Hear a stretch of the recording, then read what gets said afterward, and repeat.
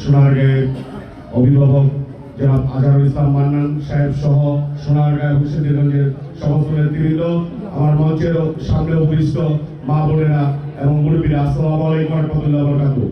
আসলে বক্তব্য দেওয়ার কিছু নাই। এই সারারপাড়, নিমাইকাশাড়ি, বাগমারা, মুক্তিনগর এই 3 নম্বর ওয়ার্ডটা হলো বিএনপি অধ্যুষিত এলাকা। এই অঞ্চলে বিশেষ করে 1 নম্বর, 2 নম্বর, 3 নম্বর এই এলাকাটা হলো টোটালি বিভিন্ন ডিস্ট্রিক্ট থেকে এসে আমাদের এই এলাকাকে যারা বসতি স্থাপন করে বসবাস করতেছে এবং বিভিন্নভাবে আমাদেরকে উপকৃত করতেছে, এবং এটা বিএনপির জন্য খুবই অধ্যুষিত এলাকা এটা। তা আমি সবার কাছে আহ্বান জানাবো, যারা এখানে উপস্থিত আছেন, বিশেষ করে মা বোনেরা, আপনারা আজকের পর থেকে প্রতিটি ঘরে ঘরে গিয়ে আজহারুল ইসলাম মান্নান ভাইয়ের সালাম দিবেন এবং আপনারা প্রত্যেকেই মান্নান ভাই হয়ে ধানের শীষের জন্য ভোট চাইবেন। এই আহ্বান জানিয়ে আমি আমার বক্তব্য শেষ করছি। খোদা হাফেজ। বাংলাদেশ জিন্দাবাদ। আসসালামু আলাইকুম।